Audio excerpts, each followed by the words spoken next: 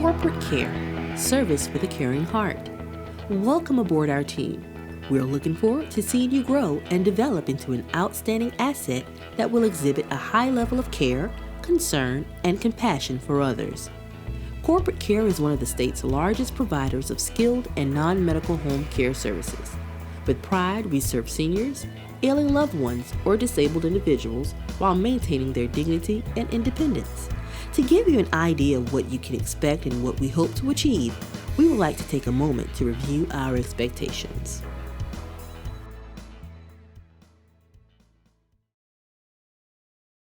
Good morning, everyone. We thank you for taking your time out of your day to come for this in-service. Since DHEC has played a more major role in the home care industry, there's some mandates that they have laid out for us, and we have to make sure that we're in compliance. And to do that, we have to make sure you understand your role in the process of compliance, and that's what this in-service is about. We want to make sure if you have any questions about what needs to be done, that you'll have an opportunity to ask them, and that you understand everything that we're presenting to you today. Today, Laura and I will be presenting the information to you. You do have a packet in front of you called Basic First Aid.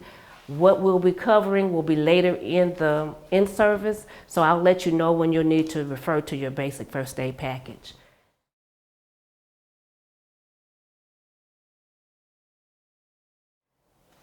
One of the things that I do want to bring to your attention is every employee has to have a health screening. If for some reason you don't remember having a health screening, signing it, let us know so we can ensure that you have that in your file, as well as PPDs are due annually.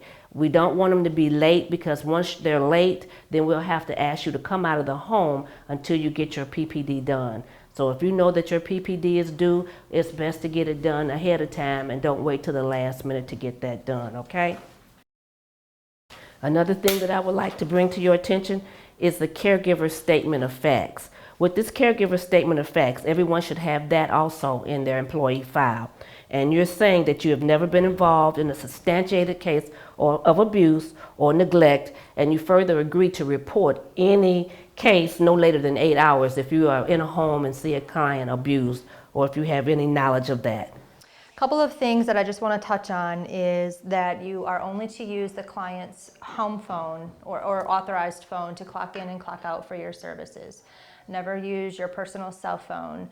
This is actually something that we can monitor and we can see on the computer, on the provider activity, you know, the phone number that you're using. So like I said, just make sure you're using the client's phone. And if you do not have an iPhone, but if you have an Android, you're also welcome to install the app that we have on your phone for clocking in and clocking out, because I know that sometimes there are issues with the client's home phone. The phone goes out or what have you, and you can use this app and it works just the same way as using the client's phone, and it's based on GPS.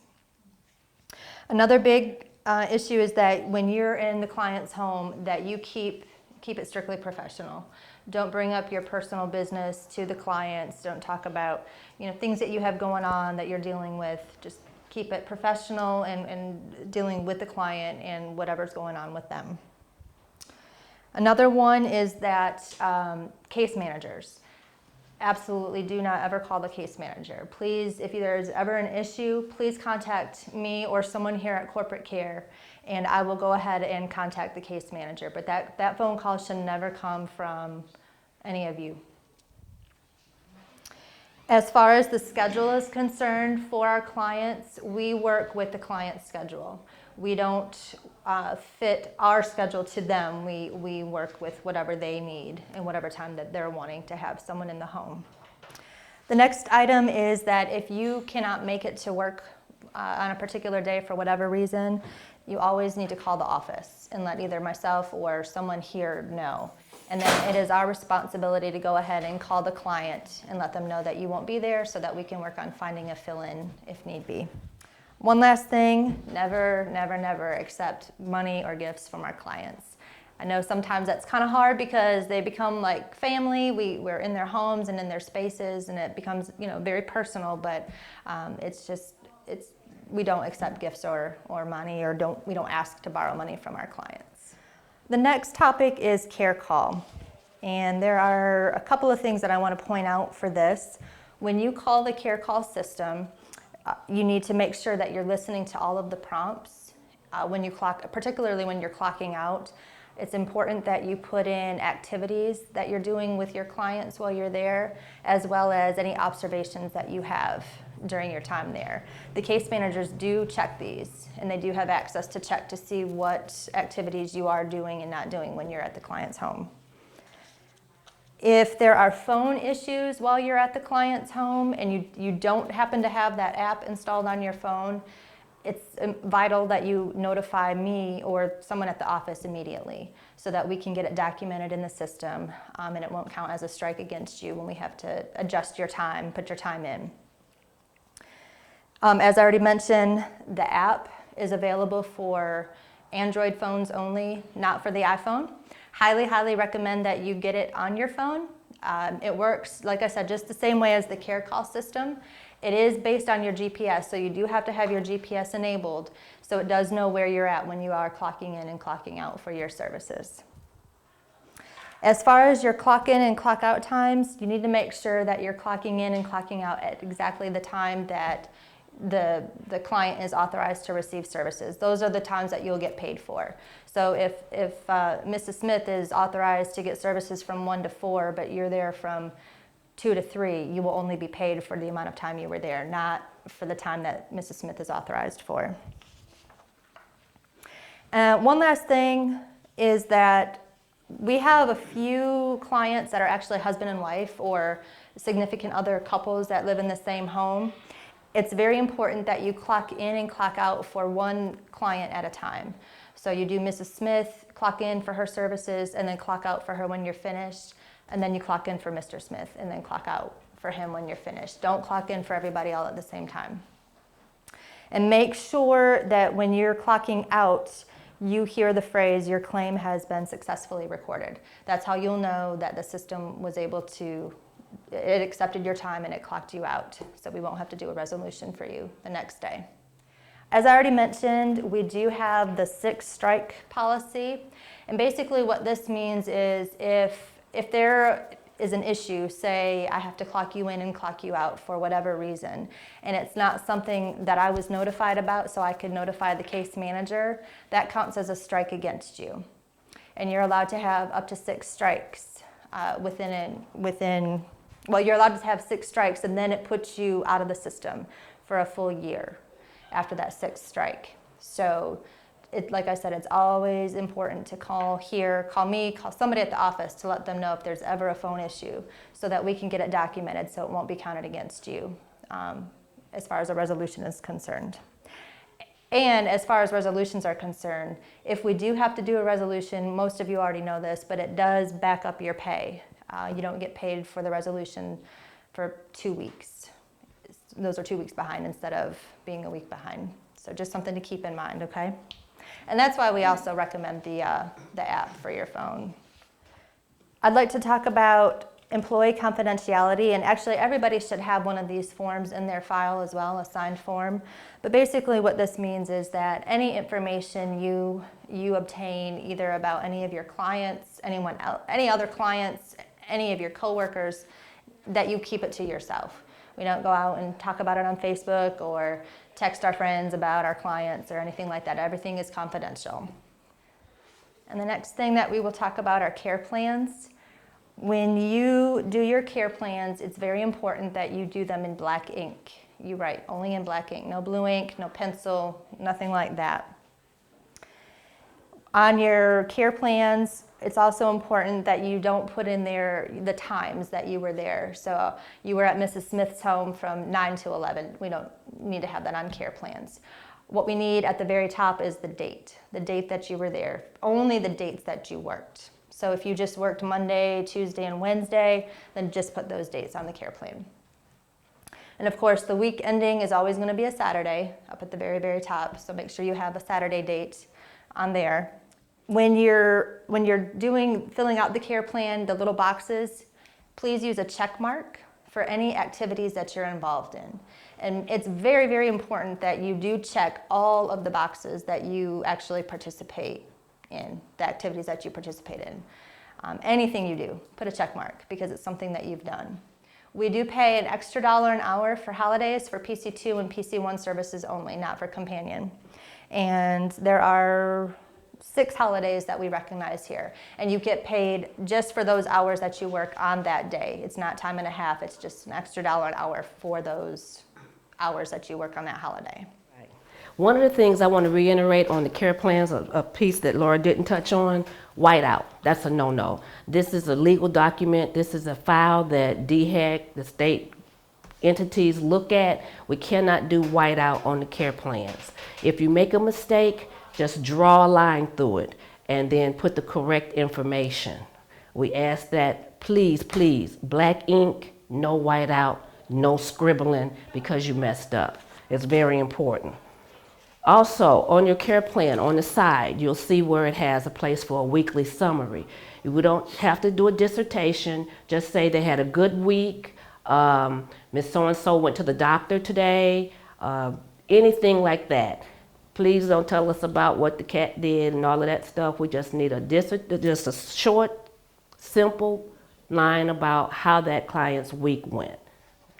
Also, when Laura asked about the check marks for the things that you did, if you turn in a care plan and it has all NNs for not needed or family perform FP, then the entities that be DHEC, CLTC will look at that care plan and they will ask themselves, why does this person need service if it doesn't indicate that you did anything? So as you do it, I understand that a lot of clients do things for themselves, but some of those activities you do help them, you help them participate in. So make sure you're giving yourself that credit for what you do, okay? Also, we want to talk about random drug testing. Corporate Care, their policy is to comply with the Drug-Free Workplace Act.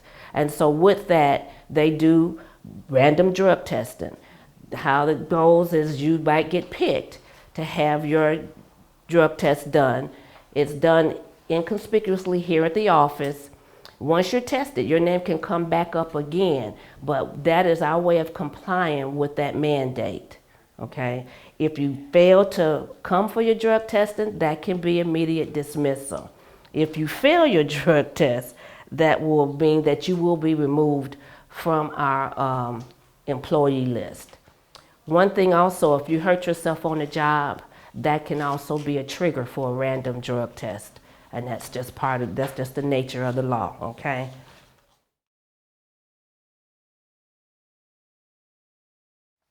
Now we're going to talk about appearance and cleanliness.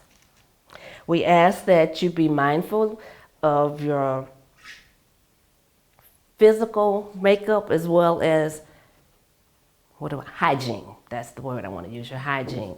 No perfume, please. You have clients who might be sensitive to things like that. It could even be your deodorant. And so we don't want to cause them more problems than they already have. We ask that your hair be neat, your nails be short and clean. Make sure that when you wash your hands, you scrub under there really good. Makeup to a minimum. We ask that you wear uniforms or scrubs, and no jeans, no tights, no yoga or sweatpants. You can wear a scrub top and maybe some khaki pants, but if all else fails, wear some scrubs.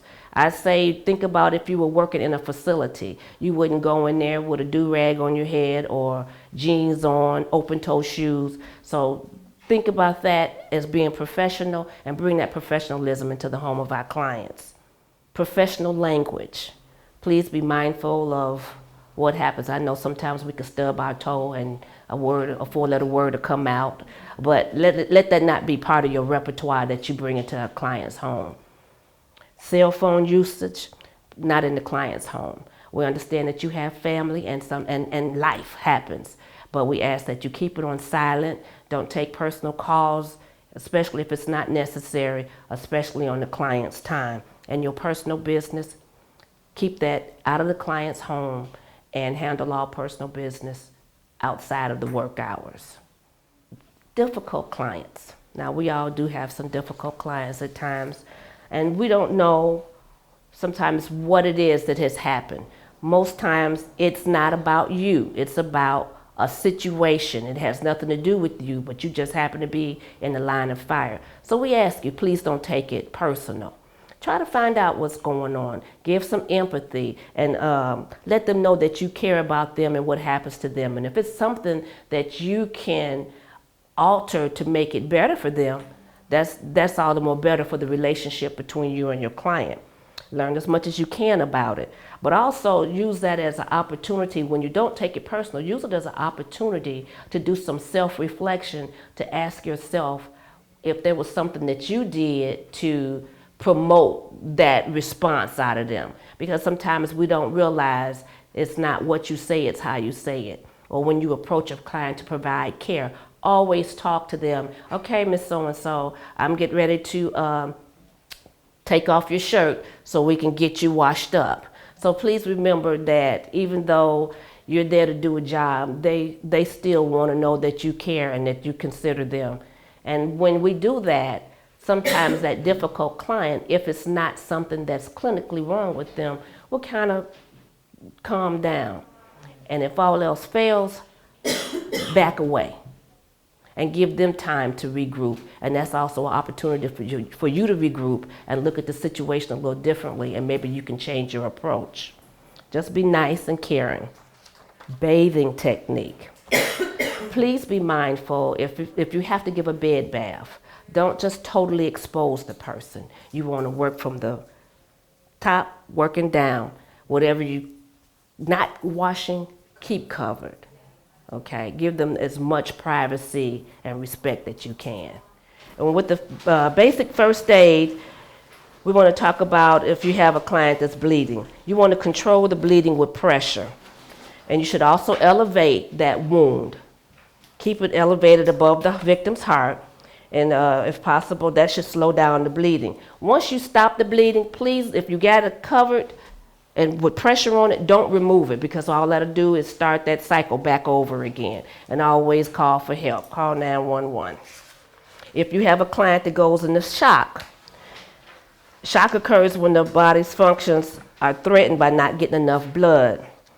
Some of the symptoms of shock are pale or bluish skin, cold to the touch, vomiting, dull, sucking eyes, and the shock cannot be reversed without medical treatment. So what you want to do is make sure you don't give the victim anything by mouth. Keep them calm and call for help. Call 911. 911 can be your best friend. Never move an injured person unless there is a fire or when there's explosives involved. So you want to be mindful of that. The Heimlich maneuver. If somebody's choking, do that Heimlich maneuver. If you find out that they can't speak or breathe, you want to see what you can do about giving them some help, and that's that Heimlich maneuver. Anyone who experiences burns, flush it immediately with water.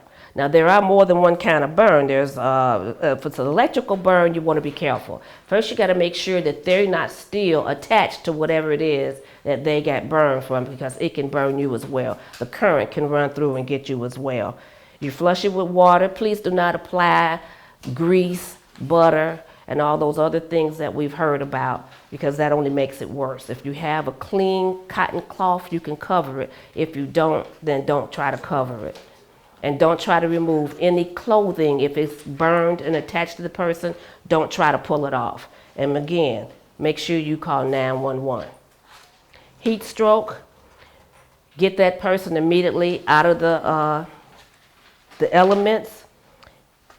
Try to cool them off, pour some water, cool water on them to help them come back to normal body temperature. Again, 911. Please report all injuries to your supervisor so they can be documented.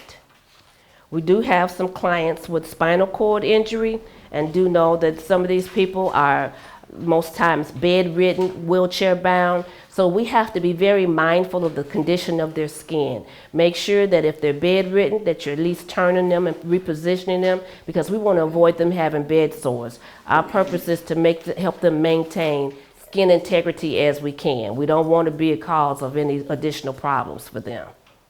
We want to talk about ethics and interpersonal relationships. And the biggest thing is, don't say you were at a client's home when you really weren't there. You know, you're not supposed to be clocking in and then going and handling your personal business and then going back to clock out in time to end your shift. That's saying a lot about your integrity. Be more engaged with them and be aware of their situation. Make sure that you try to maintain a business relationship with them. We don't want to get so chummy that we lose sight of why we're in their home.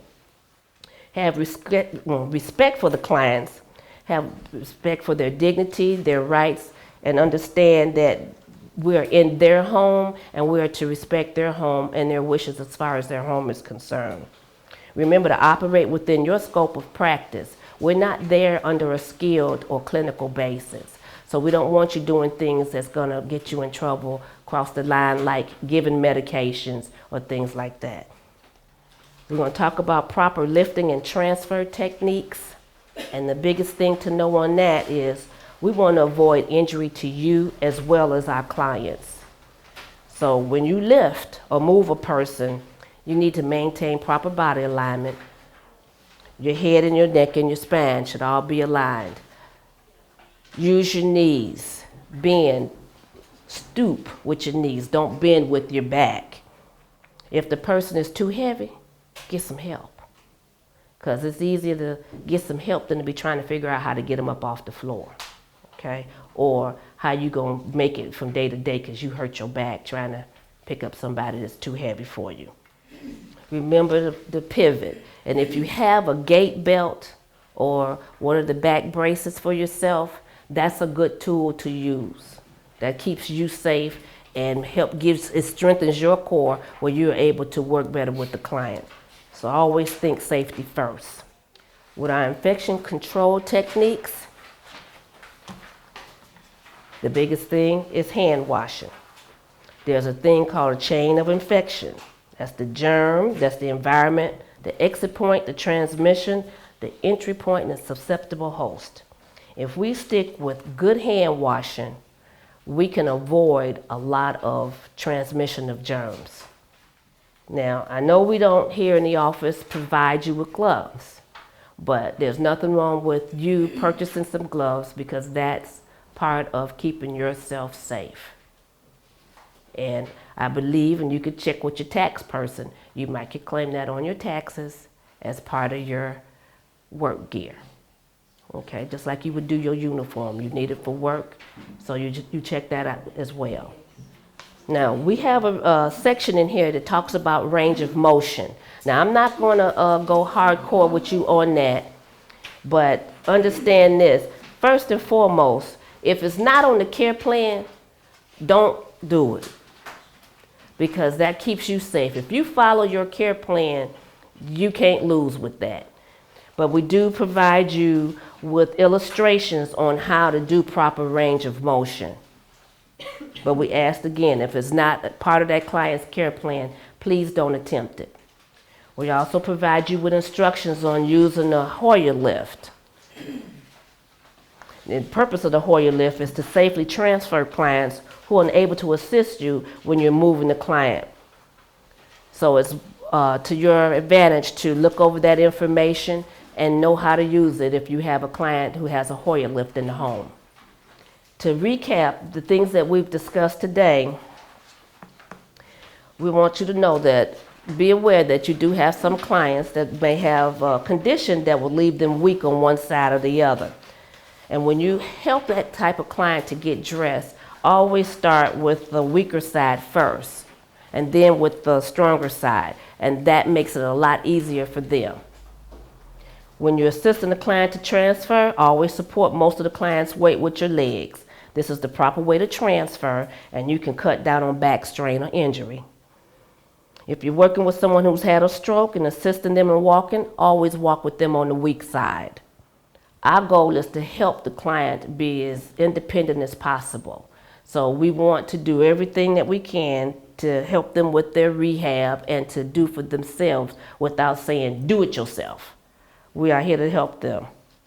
If a client has a wheelchair or walker or walk with a cane, please make sure that the environment is clutter-free and is safe for ambulation, wheelchair, or whichever. If they have oxygen, no, we don't want to talk about that. But if they have oxygen, please make sure that there's no kinks in the tubing and that it's no trip hazard. Always document what you do. Now, please don't say I changed the dressing on his wound, because I can guarantee you that's not going to be on your care plan. And you're putting yourself in a bad fix as well as the company. And they will hold that time slip, that care plan, and call you in to readdress that, because that's not on the care plan. So please don't document those type of things. Also know that the best you can do is your best. If you do it all the time, then that will make a big difference while you're in the client's home. And always remain professional, because that's what we're about. You're out there in the client's home and you're representing corporate care, and we want you to be the best. And when people see you all, they want to say, I want corporate.